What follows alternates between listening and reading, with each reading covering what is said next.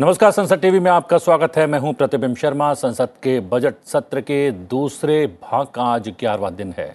सदन की कार्रवाई शुरू होने से पहले हम हाजिर हैं दोनों सदनों में आज होने वाले कामकाज का पूरा ब्यौरा लेकर हमारे खास कार्यक्रम संसद में आज के साथ। हम आपको बताएंगे कि दोनों सदनों के एजेंडे में कौन से महत्वपूर्ण कामकाज शामिल हैं।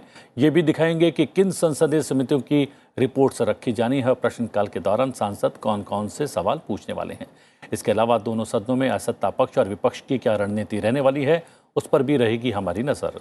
संसद के एजेंडे से जुड़ा हर अपडेट देने के लिए संसद भवन परिसर में मौजूद हैं हमारे संवाददाता पवन कुमार शर्मा, जो हमें लोकसभा से जुड़ा अपडेट देंगे। साथ ही हमारे साथ जुड़ेंगी कृति मिश्रा, जो कि हमें राज्यसभा से जुड़ा अपडेट प्रदान करेंगी।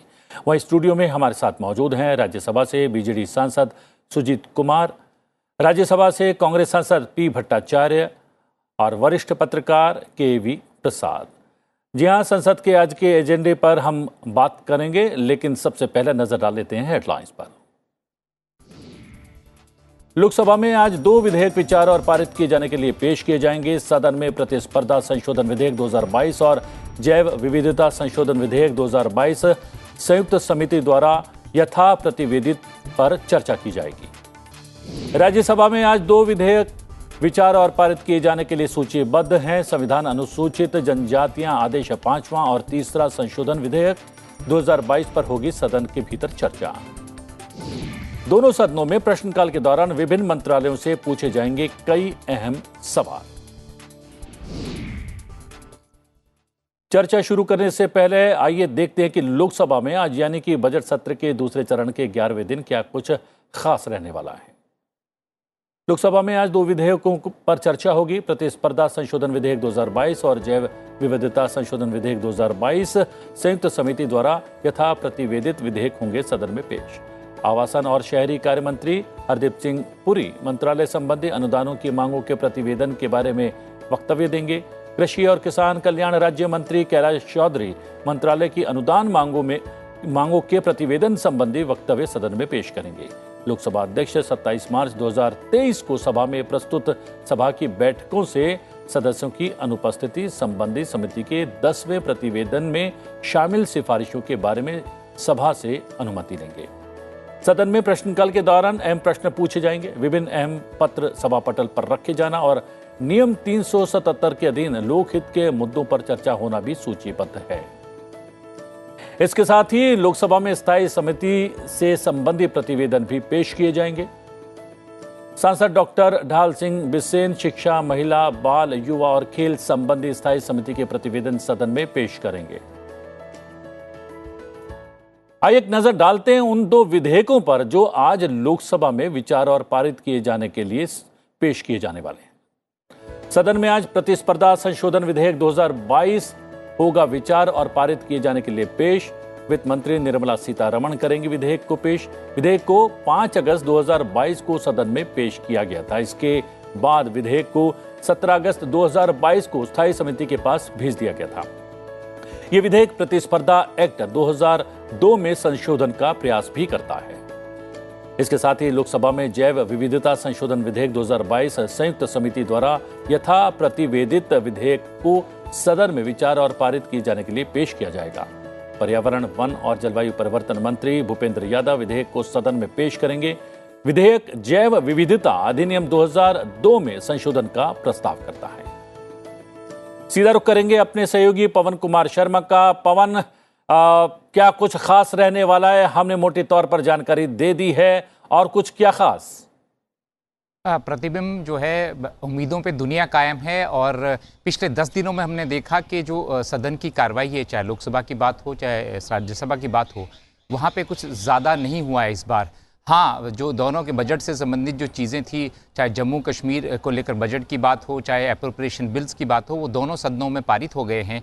ये हुआ है क्योंकि बजट सेशन में यही होना चाहिए, पर उसके ऊपर जो विभिन्न मंत्रालयों से संबंधित जो बजट दिया जाता है, उनकी जो अनुदान मांगे रहती हैं, उस पर जो दूसरे चरण की चर्चा होती है, वो चर्चा ज़्यादा नहीं हो पाई है संसद में।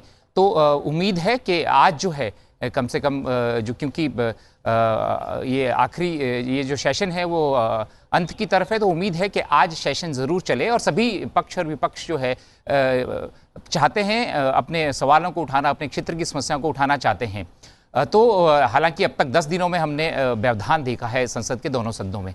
तो अगर आज की कार्यसूची की मैं बात करूं, लोकसभा में जो है वो पेपर ले से स्टार्ट होता है, तो 10 मंत्री आज पेपर ले करेंगे। उसके बाद एक रिपोर्ट है जो है standing committee on education, women, children, youth and sports को लेकर डॉक्टर ढाल सिंह बीसेन वो पेश करेंगे, रिपोर्ट पेश होनी है। उसके बाद जो है स्पीकर जो हैं वो leave of absence from the sittings of house, जिन सांसदों ने सदन से अनुमति मांगी है कि उन्हें छुट्टी दे दी जाए, स्वास्थ्य के कारण या दूसरे कारण है छुट्टी मांगी है, उसकी अनुमति ली जाती है स्पीकर की तरफ से हाउस से, तो वो भी आज स्पीकर रखेंगे लोकसभा में। और उसके बाद जैसा आपने बताया 2 बिल लिस्टेड है, बड़े महत्वपूर्ण बिल हैं। पहला बिल है द कॉम्पिटिशन अमेंडमेंट बिल 2022। वित्त मंत्री निर्मला सीतारमण ने ये पेश हुआ था बिल 5 अगस्त 2022 को। 17 अगस्त को ये स्टैंडिंग कमेटी को चला गया था प्रतिबिंब, और उसके बाद इसकी रिपोर्ट भी आ गई। ये रिपोर्ट आई, इसकी जो रिपोर्ट आई है वो आई दिसंबर 13 2022 में इसकी रिपोर्ट भी आ गई है। ये जो कंपटीशन अमेंडमेंट एक्ट है प्रतिबिंब जी, ये मूलतः जो भारतीय बाजार है हमारा, उसमें प्रतिस्पर्धा बनी रहे, क्योंकि अलग अलग कंपनियां शेयर मार्केट में लगा रही होती हैं, तो ये प्रतिस्पर्धा वहाँ पे बनी रहे, वहाँ पे जो ऑटोक्रेटिक वे ना हो, तो इसके लिए ये जो है बिल लाया गया है। और इसमें बड़ी बात यह है कि एक संशोधन है, महत्वपूर्ण संशोधन ये है कि जो विभिन्न कंपनियां हैं बाजार में जो स्टेक लगाती हैं उसमें, तो वो जब उनके बीच में वित्तीय लेन देन होता है तो उसकी जानकारी कई बार सरकार को नहीं रहती, तो वो प्रतिस्पर्धा बनी रही है, सरकार की उस पर नजर हो, तो एक वॉच डॉग के रूप में ये बिल है। और ये अमेंडमेंट है 2002 का, इससे रिलेटेड एक एक्ट है, उसमें ये अमेंडमेंट ये बिल पेश करता है। प्रावधान इसमें विशेष ये है कि 2000 करोड़ से ज्यादा अगर कंपनियों के बीच में डील होती है तो इसकी जानकारी उनको कंपटीशन कमीशन ऑफ इंडिया उसको देनी जरूरी होगी। ये इस बिल में प्रावधान है। और उसके बाद में अगर इस कंपटीशन कमीशन ऑफ इंडिया के पास अगर विवाद भी आते हैं तो पहले उसके जो तय विवादों को निपटारे के लिए 210 दिन दिए जाते थे, बिल में प्रावधान है कि वो 150 दिन कर दिया जाएगा। तो ये महत्वपूर्ण बिल है बाजार से संबंधित, ताकि बाजार में अलग अलग कंपनियों के बीच में प्रतिस्पर्धा बनी रहे और एक ही कंपनी को या एक ही उनको फायदा ना हो, ये इससे संबंधित बिल है। तो महत्वपूर्ण बिल है भारतीय बाजार और अर्थव्यवस्था के लिहाज से। दूसरा बिल जो है वो है the biological diversity amendment bill 2022। ये जैव विविधता संबंधी बिल है, ये भी लोकसभा में पेश हो गया था दिसंबर 16 2022 को। फिर ये स्टैंडिंग कमेटी को चला गया दिसंबर 20 को, और इसकी रिपोर्ट भी आ गई 2022 में अगस्त 2 तारीख को अगस्त में 2022 में इसकी रिपोर्ट भी आ गई। ये जो जैव विविधता संशोधन है, ये जो पर्यावरण, वन और जलवायु परिवर्तन मंत्री है भूपेंद्र यादव, उन्होंने ये पेश किया था ये बिल। और ये संबंध करता है जो भारतीय औषधि है, भारतीय औषधि से लेकर या जो जंगलों में जो औषधियां पाई जाती है उनके रेगुलराइजेशन से जुड़ा हुआ ये बिल है। और इसमें विशेष प्रावधान ये है कि एक तो भारतीय औषधि और उसकी प्रणाली को और जंगली औषधि पौधों की जो संरक्षण हो उसको लेकर ये बिल है।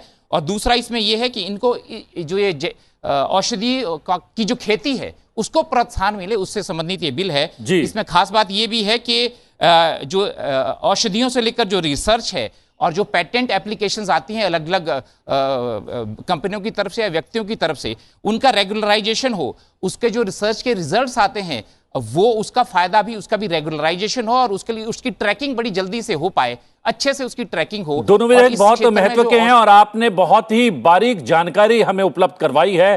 पवन, बहुत बहुत धन्यवाद।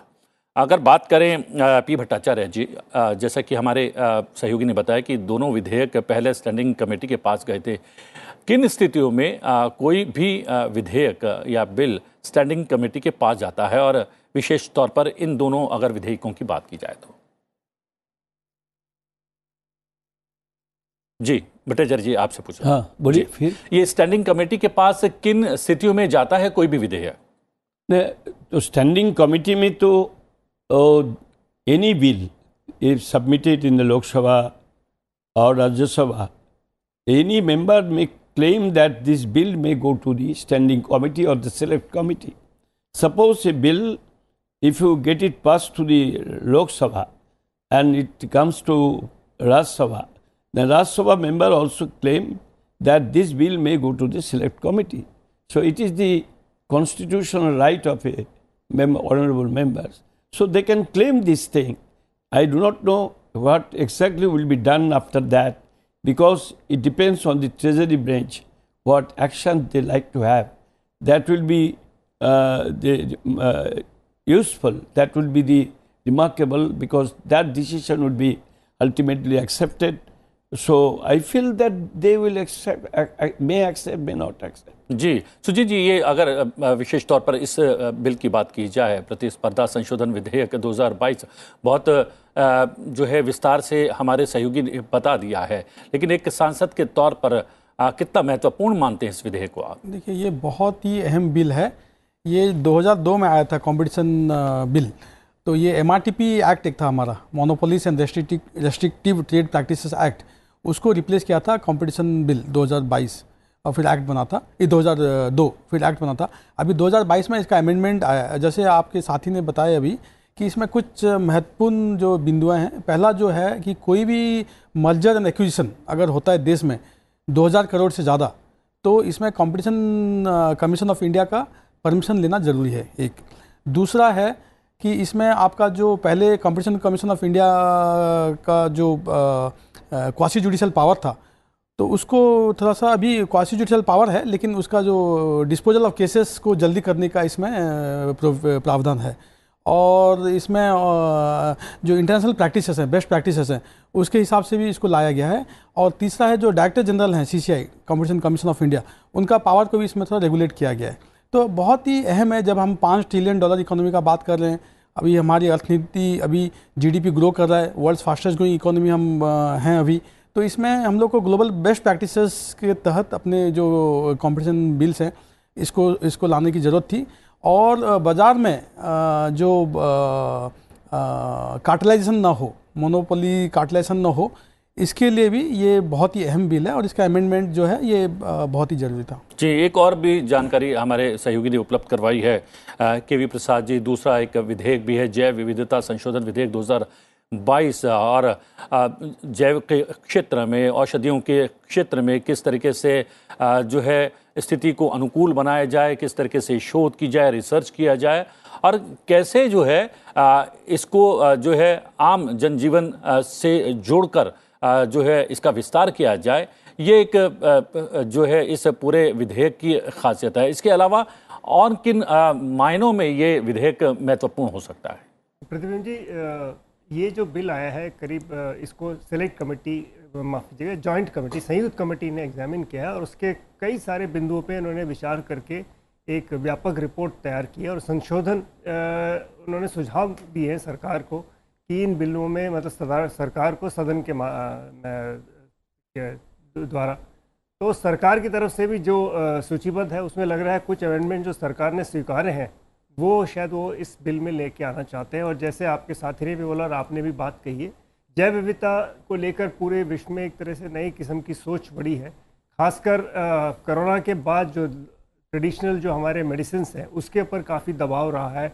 लोग चाहते हैं कि इसको और व्यापक तरीके से इसमें हो, और कई जगह ये भी स्वर उठते आया है कि जो हमारे ट्रेडिशनल मेथड्स हैं, जो हमारे पौराणिक तरीके हैं, क्या उनमें शोध जो आज के साइंटिफिक टेक्नोलॉजी के यूज़ करके कोई हुआ है क्या, और उसमें अगर होता है तो जैसे सूचीबद्ध किया जाए, ताकि इसमें विश्व में एक तरह से ट्रैक हो कि हाँ ये इस लैब में हुआ है और उसका ये परिणाम निकला है, जैसे कि और औषधियों के साथ होता है। तो शायद एक ये है, और साथ ही साथ जो वहाँ पे जो जनजाति लोग हैं और जो खेती, जो आसपास जंगल में रहते हैं, और वो जंगल से जो उसका जो अभी तक जो प्रावधान था उसमें भी कुछ अमेंडमेंट्स की जा रही हैं, ताकि उनका जनजीवन भी आराम से चलते रहे और बाकी कार्य भी इसमें सुचारू रूप से चलते रहे। जी जी, आप जी जी जी we got information in so many places where there are big jungles are there, and the people, Janjati people, are staying there for century long. Now some people are trying to evict them, to throw out them from the area and to capture that area, because they are feeling that they will be getting the mines, or they, to use the mine, they like to throw out these Janjati people को। इसको protection के लिए government को जरूर कुछ ना कुछ करना बहुत जरूरी है। इसमें स्टेट और सेंट्रल दोनों का ही एक्शन प्लान तैयार करना आज बहुत बहुत जरूरी है। जी, लेकिन हमने देख रहे हैं सुजीत जी, कहीं ना कहीं सरकार का प्रयास तो लगातार ये है कि जंगलों के मध्य जो जनजातीय हमारा समुदाय रहता है वो सीधे तौर पर औषधि की खेती से जुड़े, वहाँ पर विस्तार हो, और अगर उनको किसी चीज़ की आवश्यकता है तो या फिर कोई ज़रूरत है तो उन ज़रूरतों की पूर्ति कैसे की जाए, उसकी जो है कोशिश भी सरकार के द्वारा पिछले कुछ वर्षों में की जा रही है। क्या बात सही नहीं है? देखिए, बिल्कुल मैं आपके बात से सहमत हूँ प्रतिबिंब जी। अब मिलेट का ही बात ले लीजिए जी। मिलेट पहले हमारे जनजातीय भाई, आदिवासी भाई बहनें खाती थी, तो अभी इंटरनेशनल ईयर ऑफ मिलेट हम मना रहे हैं और प्रधानमंत्री जी भी इस पर काफ़ी गौर दे रहे हैं। मैं आपको बताना चाहता हूँ 2015 में उड़ीसा में एक मिलेट मिशन शुरू किया गया था, जब मिलेट की बात कोई नहीं करते थे। हमारे जो वहाँ पे 62 ट्राइब्स हैं और 13 PVTGs हैं उड़ीसा में, वो लोग इसको कंज्यूम करते थे। तो उड़ीसा सरकार 2015 से मिलेट मिशन का इसको बढ़ावा देने के लिए, और जैसे क्लाइमेट रेजिलिएंट क्रॉप है, तो इसलिए जो जनजातियों के पास जो विद्या है, एक हीलिंग प्रैक्टिसेस पे भी आज हमारे देश में कम काम हुआ है। जनजातियों के पास इतना अच्छा हीलिंग प्रैक्टिसेस है, उनका इंडिजिनस नॉलेज है, तो इस पे भी मैं मानता हूँ कि काम होनी चाहिए। और अभी केंद्र सरकार भी इसमें प्रयास कर रही है, तो मैं चाहता हूं कि इसके लिए एक स्पेशल कुछ स्कीम या कुछ लाया जाए जनजातियों का। जो पी भट्टाचार्य जी, क्या आप भी टिप्पणी करना चाहेंगे कि जो मिलेट पर जोर दिया जा रहा है विशेष तौर पर प्रधानमंत्री के द्वारा, और उसके लिए अलग अलग क्षेत्रों में हम देख रहे हैं व्यंजनों से जुड़े जो है फेस्टिवल्स आयोजित किए जा रहे हैं, अंतर्राष्ट्रीय पटल पर भी उसको रखने का प्रयास किया जा रहा है, क्या इससे जनजातीय समुदाय को लाभ होगा सीधे तौर पर? देखिए, बात ऐसा है, दो चीज है। I like to explain it in two things. One is this, we shall have to think very clearly how we can uplift the per capita income. We are doing some sort of law or act or whatever it may be, giving some instruction also in the down level, in the district level, in the block level. But unfortunately, first thing is this, the direction not yet been implemented. The workers and the farmers of the tribal people, they are not getting the benefit out of that, because somehow some government machineries, they are not willing to implement all these directions. This is number one. Number two, to increase the tribal people, their standard of living. Now we are thinking that they may go for the cultivation. That's fine. They may go on for the cultivation, but the things are like this, cutting the trees. Do you want to make it a cultivable land, or you will keep all this jungle properly and give them another land, vested land for cultivation? That is the very important thing to be discuss and to decision. लेकिन केंद्र सरकार ने एक बड़ा निर्णय पिछले दिनों लिया था कि जो बांस था वो उसको वृक्षों की श्रेणी में डाला गया था। उसको वृक्षों की श्रेणी में डालने से उसको काट नहीं सकते थे, उससे बनने वाले सामान पर रोक लग गई थी। तब सीधे तौर पर इसका लाभ तो कहीं ना कहीं ट्राइबल्स को मिल रहा है, ये तो आप मानेंगे भट्टाचार्य जी? नहीं, तो होता है, लेकिन my submission would be very clearly whether the tribal people will be allowed on the field for cultivation or not. If you give them opportunity for cultivation, how we can do that without cutting the jungle? Then you have to give them some vested land. Then all the state government must find out how many cultivable land, vested land they have, and how they can distribute it to the tribal people for cultivation. जी, मैं राज्यसभा के एजेंडे पर जा रहा था उससे पहले, लेकिन सुजीत जी आप भी कोई इस विषय पर टिप्पणी करना चाहेंगे जो पी भट्टाचार्य जी ने बात कही है? देखिए, जो हमारे जनजातीय भाई हैं उनसे अच्छा कोई नहीं जानता जंगल को कैसे उसका रक्षा किया जाए। और हम लोग अभी क्लाइमेट चेंज का बात कर रहे हैं, क्लाइमेट चेंज का बात हम लोग कर रहे हैं, जंगल का रक्षा करना चाहिए, पॉल्यूशन को रोकना चाहिए, तो नेट जीरो 2070 टारगेट का बात कर रहे हैं। लेकिन हमारे जो जनजातीय भाई हैं उनकी जीवन शैली तो क्लाइमेट से ही जुड़ा हुआ है, हज़ारों सालों से वो नेचर के साथ रह रहे हैं। तो मेरे को लग रहा है हमको उनसे सीखना चाहिए, उनका क्या जीवन शैली है, उनका जो इंडिजिनस नॉलेज है उसको सीख के मेरे को लग रहा है मैं ये बिल पे अभी मैं देखा नहीं हूँ जो बायोडाइवर्सिटी अमेंडमेंट जो ये बिल आया है, क्योंकि अभी ये राज्यसभा में आया नहीं है जी। तो लेकिन मैं ये कह सकता हूँ कि जनजातियों से सीखने की बहुत ज़रूरत है, बहुत ज़रूरत और है। एक स्पेशल इस पे मुहिम किया जाए कि जितने जनजातियाँ देश भर में उनसे हम क्या सीख सकते हैं और इसका एक कंपनी बनाया जाए। जी जी, आपने राज्यसभा की बात कही तो बात कर लेते हैं राज्यसभा की। अब एक नज़र डालते हैं राज्यसभा की आज की कार्यसूची में कौन कौन से कार्य सूचीबद्ध हैं उस पर। राज्यसभा की बात करें तो राज्यसभा में आज संविधान अनुसूचित जनजातियां आदेश 5वां संशोधन विधेयक 2022 और संविधान अनुसूचित जनजातियां आदेश 3रा संशोधन विधेयक 2022 होंगे सदन में पेश। आवासन और शहरी कार्य मंत्री हरदीप सिंह पुरी मंत्रालय संबंधी अनुदान मांगों के संबंध में वक्तव्य देंगे। वाणिज्य और उद्योग राज्य मंत्री अनुप्रिया पटेल मसाला बोर्ड के लिए निर्वाचन का प्रस्ताव सदन में पेश करेंगी। नागर विमानन मंत्री ज्योतिरादित्य एम सिंधिया विमानन उद्योग को हुई निवल हानि के संबंध में पूछे गए प्रश्न के उत्तर में शुद्धि संबंधी वक्तव्य देने वाले हैं। सदन में प्रश्नकाल के दौरान अहम प्रश्न पूछे जाएंगे। नियम 377 के अधीन सदस्य लोकहित से जुड़े मुद्दों को उठाएंगे। साथ ही सदन के पटल पर अहम पत्र भी रखे जाना कार्यसूची में शामिल है। राज्यसभा की कार्यसूची में अहम प्रतिवेदन भी पेश किए जाना सूचीबद्ध है। सांसद विवेक ठाकुर शिक्षा, महिला, बाल, युवा और खेल संबंधी स्थायी समिति के प्रतिवेदन सदन में पेश करेंगे। अब एक नजर डाल लेते हैं राज्यसभा में विचार और पारित किए जाने के लिए पेश होने वाले 2 विधेयकों पर। राज्यसभा में आज संविधान अनुसूचित जनजातियां आदेश 5वां संशोधन विधेयक 2022 और संविधान अनुसूचित जनजातियां आदेश 3रा संशोधन विधेयक 2022 पर चर्चा होना सूचीबद्ध है। विधेयकों को जनजातीय कार्य मंत्री अर्जुन मुंडा सदन में पेश करेंगे। 5वां संशोधन विधेयक छत्तीसगढ़ राज्य की अनुसूचित जनजातियों की सूची में धनुहार, धनुवार, किसान, सौरा, संवरा और बिंझिया समुदाय को शामिल करता है।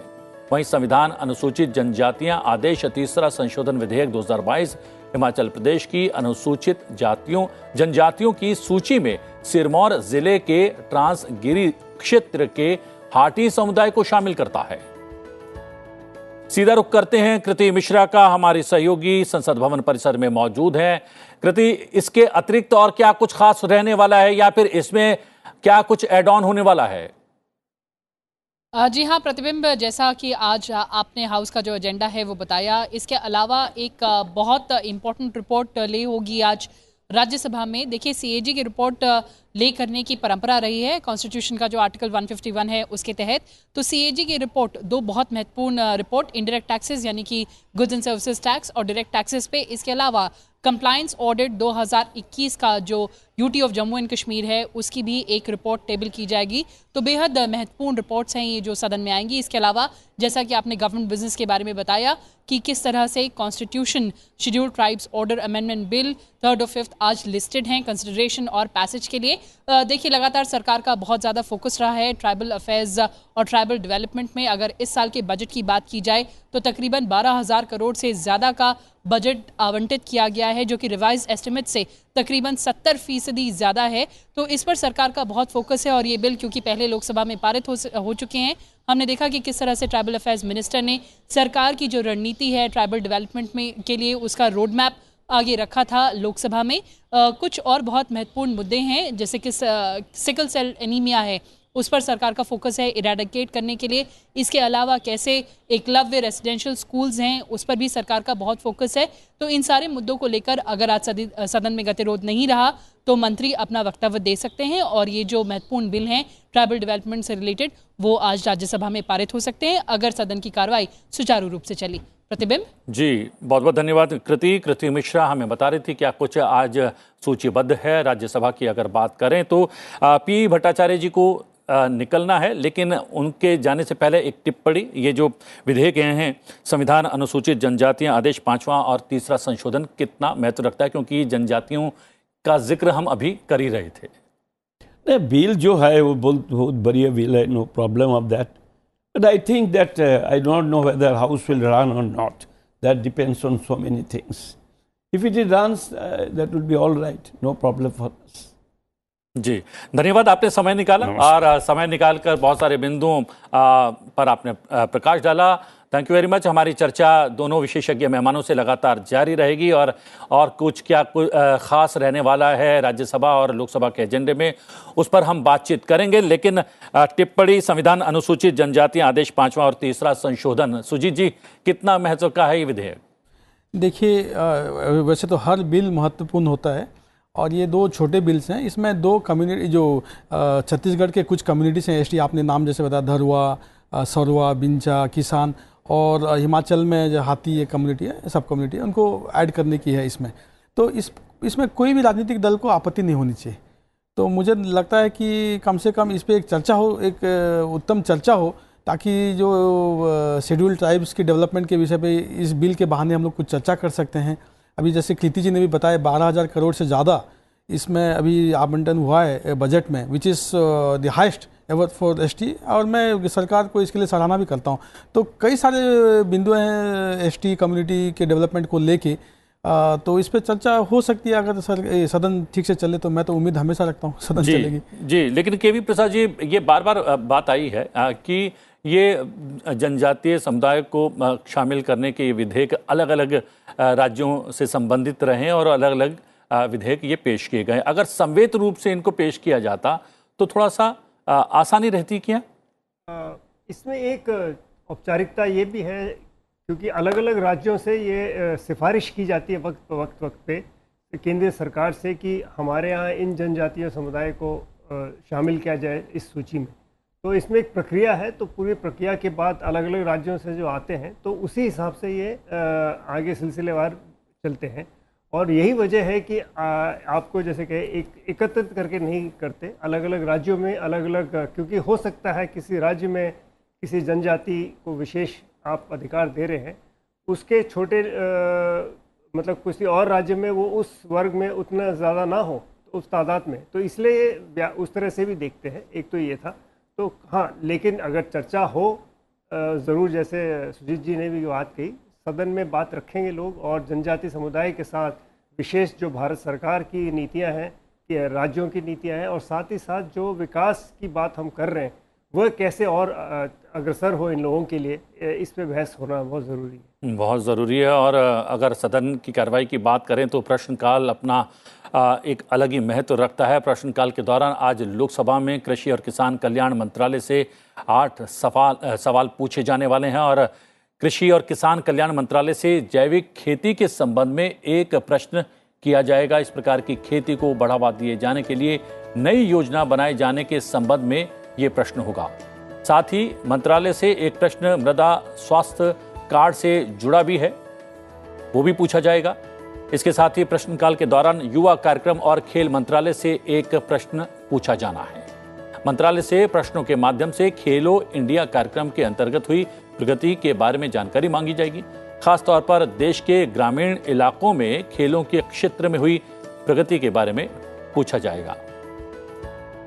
राज्यसभा की बात की जाए तो राज्यसभा में पूछे जाने वाले सवालों की फहरिस्त भी काफी महत्वपूर्ण है। स्वास्थ्य और परिवार कल्याण मंत्रालय से 5 सवाल पूछे जाने वाले हैं। इन सवालों में से एक सवाल के माध्यम से कैंसर देखभाल केंद्र का ब्यौरा मंत्रालय से मांगा जाएगा। प्रश्न के माध्यम से विशेष रूप से आर्सेनिक प्रभावित क्षेत्रों में ऐसे केंद्रों की कार्यक्षमता के बारे में जानकारी मांगी जाएगी। इसके साथ ही आज नवीन और नवीकरणीय ऊर्जा मंत्रालय से भी एक प्रश्न पूछा जाना है। प्रश्न के माध्यम से हिमाचल राज्य के स्पीति जिले में सोलर पार्क की क्षमता से जुड़ा सवाल किया जाएगा।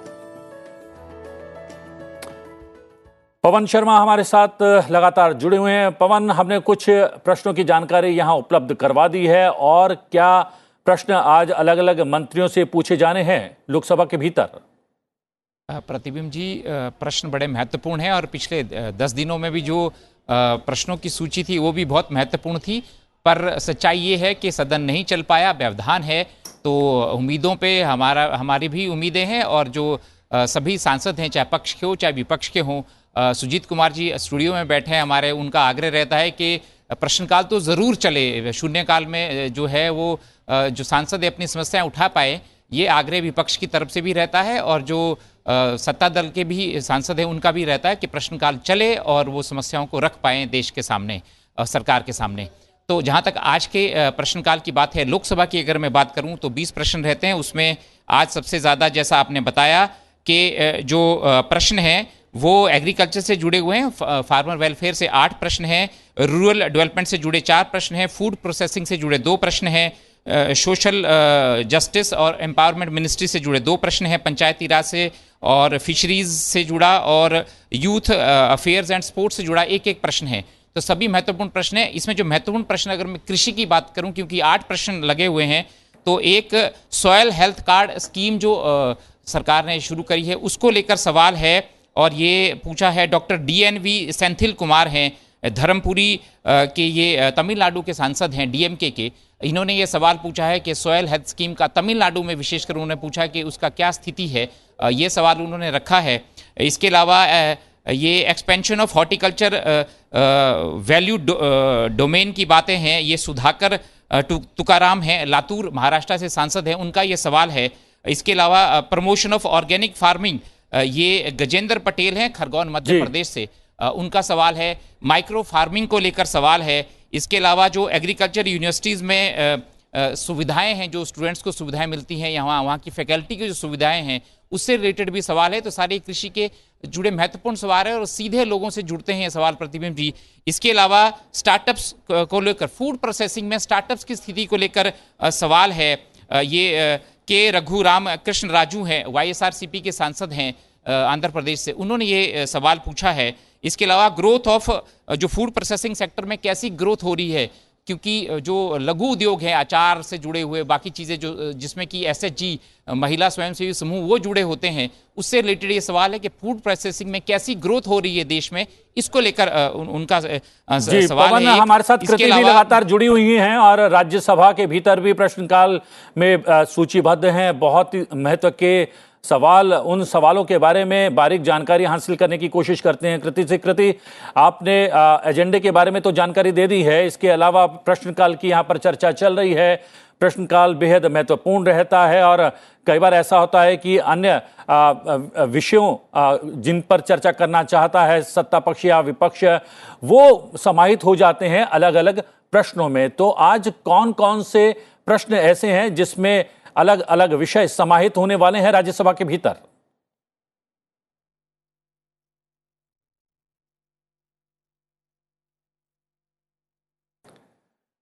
कृति, प्रश्नकाल की क्या स्थिति है? कौन से महत्व के प्रश्न पूछे जाएंगे आज?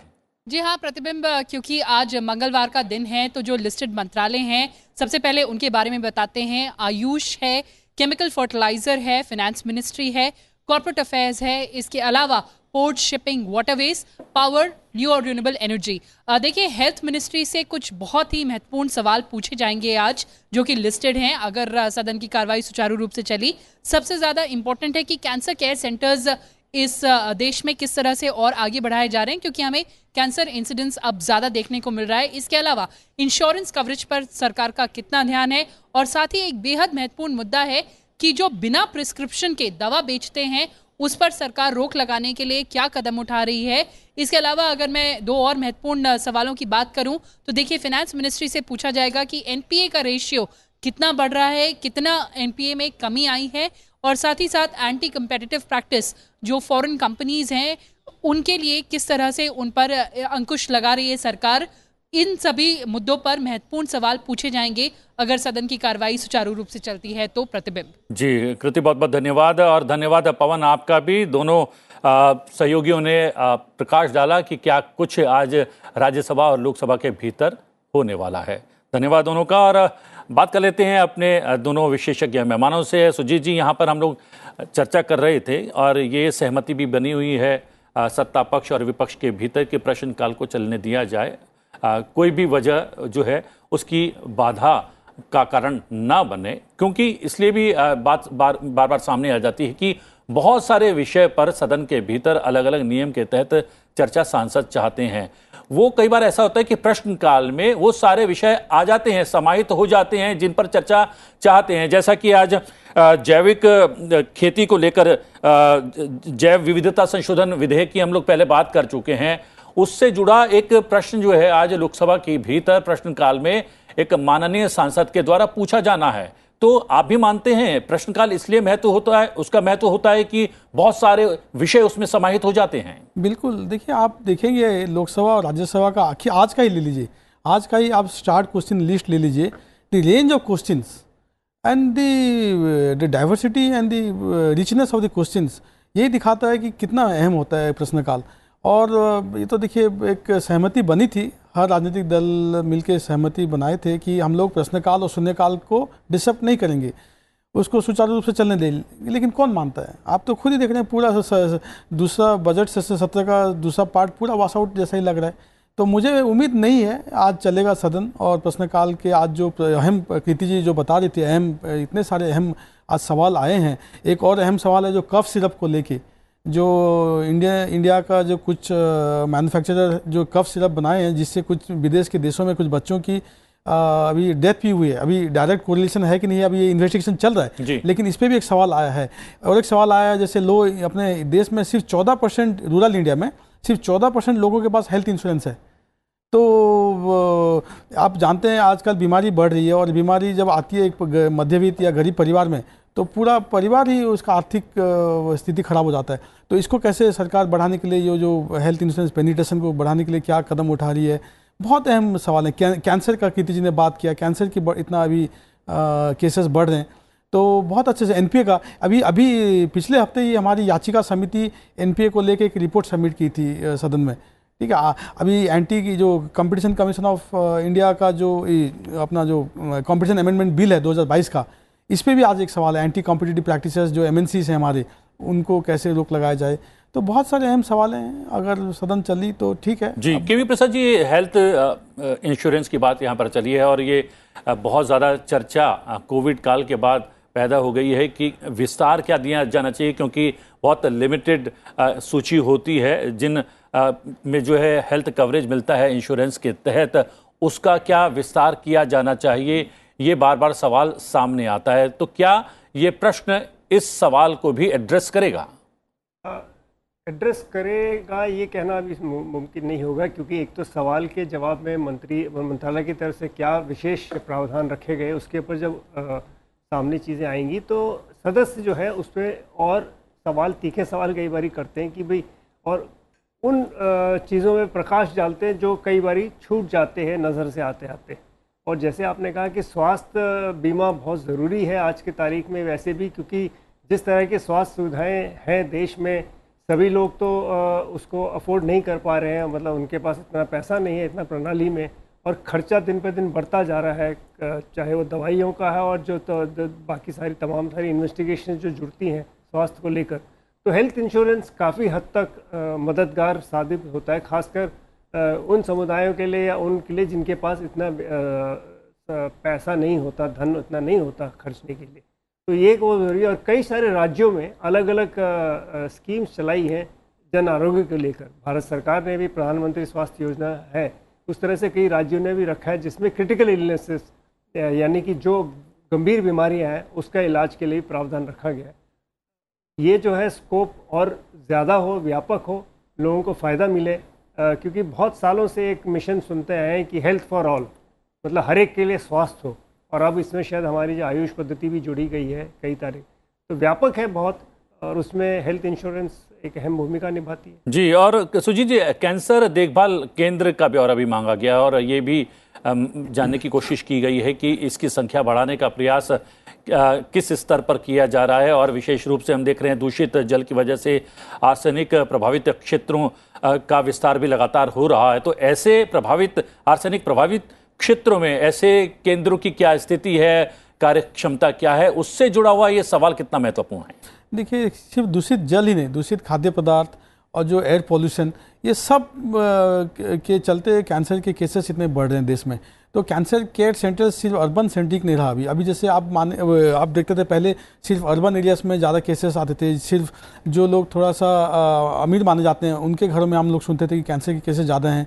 तो ये अमीरों की बीमारी मानी जाती थी। लेकिन आज अभी ये एक एपिडेमिक बनते जा रहा है।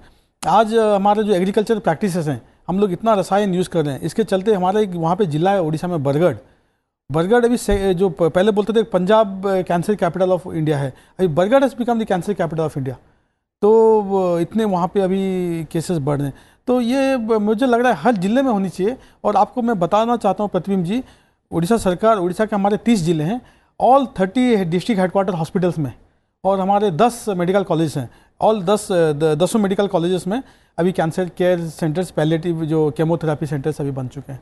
तो मैं आग्रह करूंगा केंद्र सरकार से कि देश के सारे जिलों में कैंसर केयर सेंटर्स होनी चाहिए, कम से कम केमो की सुविधा होनी चाहिए जी। और इसको लेकर गाए बगाए प्रश्नकाल में प्रश्न पूछे जाते रहे हैं। आपने जिसका जिक्र किया कि केमिकल का इस्तेमाल हम लोग खेती में कर रहे हैं और उसके माध्यम से हमारी सब्जियां, हमारा अनाज सब दूषित हो रहा है, और दूषित हो रहा है हमारा जल, और जल स्तर भी कहीं ना कहीं हमारी ज़मीन का लगातार घटता जा रहा है। केवी प्रसाद जी, इसको लेकर प्रश्न तो कई बार जो है माननीय सांसद उठते हैं, सरकार की तरफ से क्या कुछ पहल पिछले कुछ दिनों में की गई है, या फिर आपको लगता है कुछ और किया जाना भी बाकी है? काफ़ी है काम करना, क्योंकि काम तो ऐसा है कि नई नई समस्या उजागर हो रही है। और जैसे आपने कहा कि एक, जैसे माननीय सांसद जी भी अभी बात कर रहे थे, जो कैंसर का है, रसायन का, उसके लिए सरकार ने कई दिनों से एक पहल उठाई है, ऑर्गेनिक फार्मिंग की ओर लेके जा रहे हैं, ताकि लोग जो है अपने जो पारंपरिक तरीके से वापस जाएं। हालांकि ऑर्गेनिक फार्मिंग की अपनी समस्या है, तो उसका कैसे निदान हो, दोनों चीज़ देखने, क्योंकि उसमें पेरिशिंग क्वालिटी ज़्यादा होती है, तो एक वो परेशानी है। तो समस्या, नई समस्या जो आती है सामने, और जैसे जलवायु को लेकर आपने जो बात की, भूमि जल जो लगातार नीचे जाता है, पानी का स्तर नीचे जा रहा है, उसको लेकर सरकार ने एक योजना बनाई कि भाई आप स्टेप वेल्स क्रिएट करें, रेन वाटर हार्वेस्टिंग करें, तमाम सारे चेक डैम्स बनाएं। तो ये सब प्रणाली चलती है, लेकिन ये अगर हम कहें कि ये सैचुरेशन की ओर बढ़ गया, नहीं, बिल्कुल नहीं। अभी और काफ़ी कदम उठने हैं, क्योंकि इसमें दो चीज़ और है मेरे ख्याल से। जनता की भागीदारी इसमें बहुत ज़रूरी है, और जब ये जनता के बीच में विवेक अपना आएगा और उनकी समझ आएगी कि ये सीधा सीधा हमारे फ़ायदे के लिए हो रहा है, तो उसमें जन भागीदारी से, चाहे जन संरक्षण हो, चाहे खेती बाड़ी में नए पद्धति के प्रणाली हो, और खान पान की व्यवस्था हो, इन सब में बदलाव, ताकि एक हेल्दी लाइफस्टाइल जिसे हम कहते हैं, उसके और हम अग्रसर हो एज ए सोसाइटी। सुजीत जी, जब जन भागीदारी की बात आती है और कृषि के परिप्रेक्ष्य में, फार्मिंग के परिप्रेक्ष्य में ये सवाल आता है, तो सीधे तौर पर सरोकार होता है किसानों से। किसानों को समझाना, क्योंकि विविधता भरा देश है, बहुत विशाल देश है, किसानों को समझाना कि भाई केमिकल युक्त खेती करना आप छोड़िए और जैविक खेती की तरफ जाइए, कितनी बड़ी चुनौती है? दो चीज़ मैं कहना चाहूँगा प्रतिबिंब जी। एक तो देखिए, आप जो एमएसपी देते हैं, एमएसपी अगर आप जो जैविक खेती करेंगे जो किसान भाई, आप बोलेंगे कि उनके लिए एमएसपी हाई रहेगा, ज़्यादा रहेगा, तो ये देखिए, ये सिंपल इकोनॉमिक्स है। तो किसान, उनको भी लगता है कि हमको 2 पैसा ज़्यादा मिलेगा, तो हम लोग क्यों नहीं करेंगे जैविक खेती। तो मुझे लगता है कि ये इसको एक मार्केट फोर्सेस के साथ जोड़ देना चाहिए। दूसरी बात, जो प्रधानमंत्री जी कह रहे हैं life mission, lifestyle for environment, और प्रधानमंत्री जी ने ये भी कहा कि इसको एक जन भागीदारी, जन आंदोलन में परिवर्तन करना चाहिए। जो लाइफ मिशन जो उन्होंने कहा COP26 में, ये अभी पूरी दुनिया इस लाइफ मिशन की बात कर रही है। तो मुझे लगता है कि अगर लाइफ मिशन, उसमें इंडिविजुअल बिहेवियर का भी बात कहा था उन्होंने, उसको जन आंदोलन करने का बात कहा था, तो ये अगर करते हैं तो मुझे लगता है कि देखिए, ये हमारा जो अभी कैंसर और जो एयर पॉल्यूशन, ये सब चीज़ कम होगा। और समय भी कह रहा है कि कम होता जा रहा है, और आपको सदन की कार्रवाई में सम्मिलित होने के लिए जाना है। आपका बहुत बहुत धन्यवाद है केवी प्रसाद जी, आपने भी समय निकाला, बहुत बहुत धन्यवाद आप दोनों का। बात कर लेते हैं प्रश्नकाल की। प्रश्नकाल पर चर्चा हो ही रही है, तो लोकसभा में आज कृषि और किसान कल्याण, मत्स्य पालन, पशुपालन और डेयरी, खाद्य प्रसंस्करण उद्योग, भारी उद्योग, पंचायती राज, ग्रामीण विकास, सामाजिक न्याय और अधिकारिता और युवा कार्यक्रम और खेल मंत्रालय से प्रश्न पूछे जाने हैं। सांसद डॉक्टर प्रोफेसर किरीट प्रेमजी भाई सोलंकी कृषि और किसान कल्याण मंत्रालय से तंबाकू फसल के विकल्प से संबंधित सवाल करने वाले हैं। सांसद पीवी मिथुन रेड्डी युवा कार्यक्रम और खेल मंत्रालय से खेलो इंडिया कार्यक्रम के अंतर्गत प्रगति से जुड़ा हुआ सवाल पूछेंगे।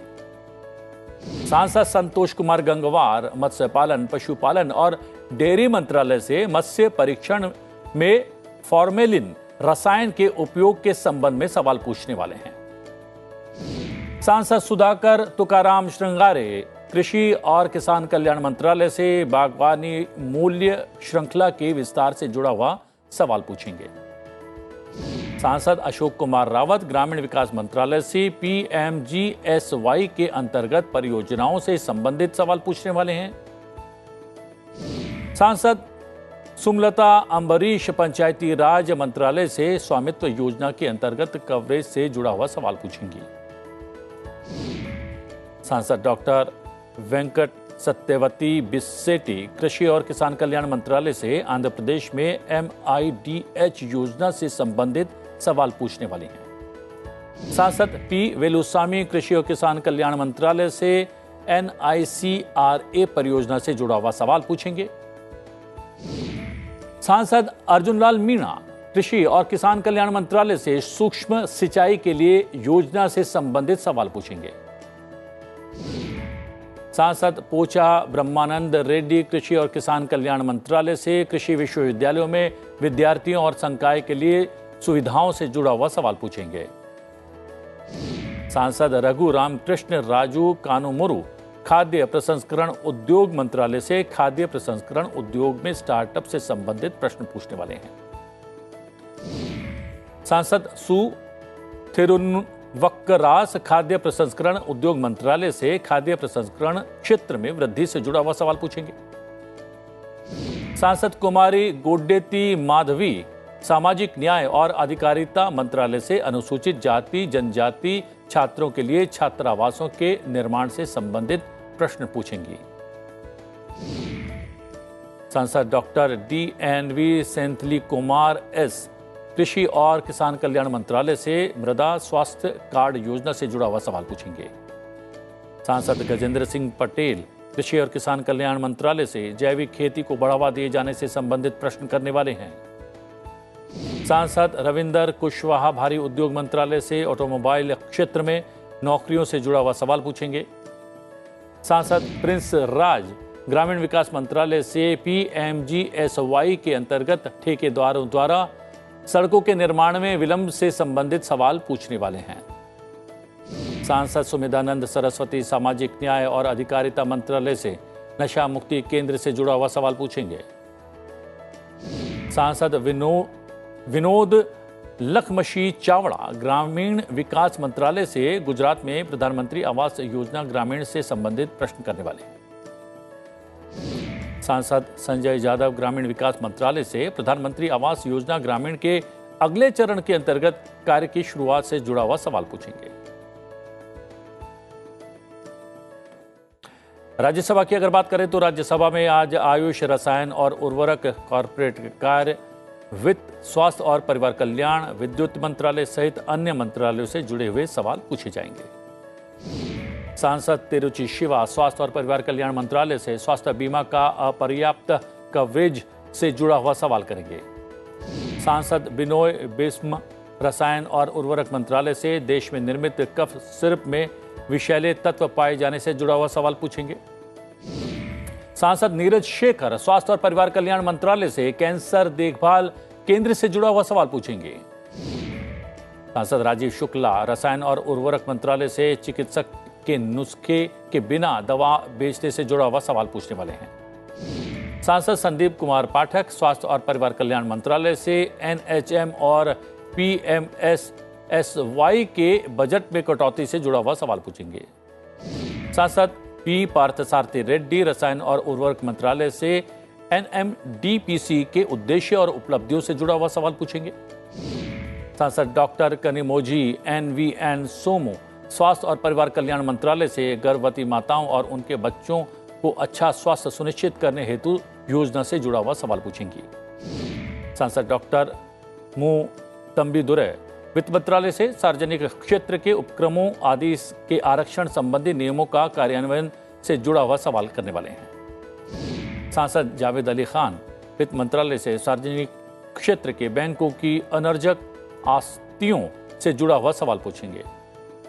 सांसद संजीव अरोड़ा वित्त मंत्रालय से काले हुए सूत के आयात पर पाटन रोधी यानी एंटी डंपिंग शुल्क से जुड़ा हुआ सवाल पूछने वाले हैं। सांसद जेबी माथेर हिशम पतन पोत परिवहन और जलमार्ग मंत्रालय से पोत निर्माण वित्तीय सहायता नीति के कार्यान्वयन से जुड़ा हुआ सवाल पूछेंगे।